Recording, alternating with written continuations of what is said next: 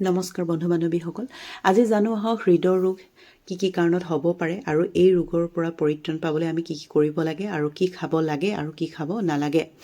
হৃদৰ ৰোগৰ কাৰণসমূহ হৈছে অত্যাধিক মানসিক পৰিশ্ৰম কৰা, অধিক ভোজন কৰা, উত্তেজনশীল আৰু উদ্বিগ্ন লোক প্ৰায়ে এই ৰোগত আক্ৰান্ত হোৱা দেখা যায়। শাৰীৰিক পৰিশ্ৰম মুঠেও নকৰিলেও এই ৰোগ হ'ব পাৰে।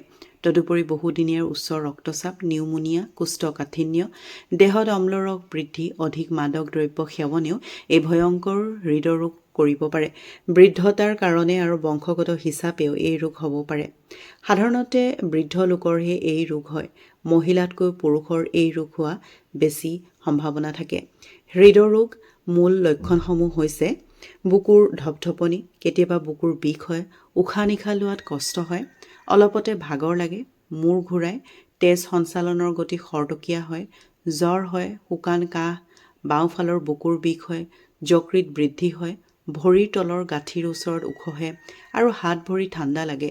হৃদৰোগৰ পৰা কিদৰে বাচিব পাৰি জানো আহক। দিনে দুটাকৈ আপেল খাব পাৰিলে ভাল। আমলখিৰ ৰস 2 চামুচ 250 মিলিলিটাৰ গৰু গাখীৰৰ সৈতে মিহলাই খালে হৃদৰোগ ভাল হয়।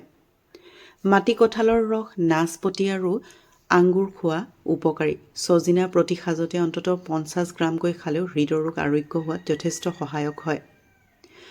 অশ্বগন্ধাৰ গুড়ি 30 গ্ৰাম, কুহুমীয়া গৰম কৰি লোৱা 125 মিলিলিটাৰ বেলৰ পাত 10খনকৈ একেৰাহে 15 দিন খাব লাগে। ৰুদ্ৰাক্ষ ধাৰণ কৰিব লাগে। অৰ্জুন গছৰ ছালৰ গুড়া মৌ আৰু গাখীৰৰ সৈতে মিহলাই নিতৌ খাব লাগে। 50 গ্ৰাম গুড়াৰ লগত 200 মিলিলিটাৰ গাখীৰ আৰু 10 গ্ৰাম ঘিউ মিহলাই খাব পাৰিলে ভাল। কুঁহিয়াৰৰ ৰস নিতৌ 20 চামুচকৈ দুবাৰ খোৱা ভাল।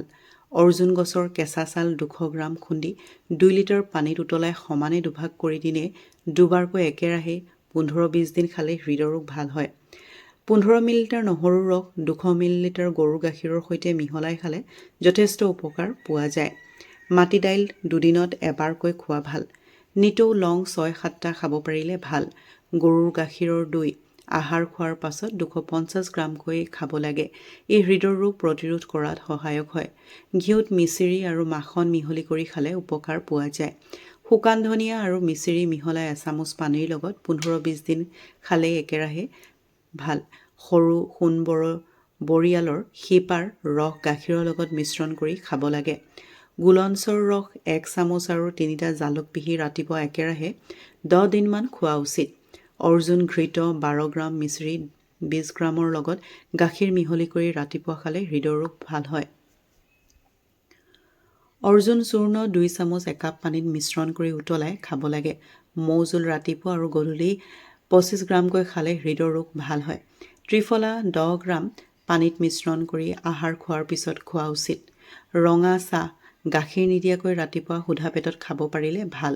পুৰণি বৰথেকেৰাৰ গুটি 10-15টা খুন্দি তাক 100 মিলিলিটাৰ পানীত তিয়াই সেই পানী খালে হৃদৰোগ আৰোগ্য হয়। হৃদৰোগ হ'লে কি খাব লাগে? ভেট ফুল, শতফুল, পদিনা, মানিমুনি, নহৰু, আদা, খেজুৰি, জালুক, মচুৰ, কচু, ঢেকীয়া, কলমৌ, কলডিল, সুমথিৰা টেঙা, আম, ধনিয়া, পুৰণি কোমোৰা, পুৰণি গুড়, শিলিখা, নীলবৰণীয়া ডালিম, গুলঞ্চ, পকা কঁঠাল হৃদৰোগৰ টনিক। হৃদৰোগ হ'লে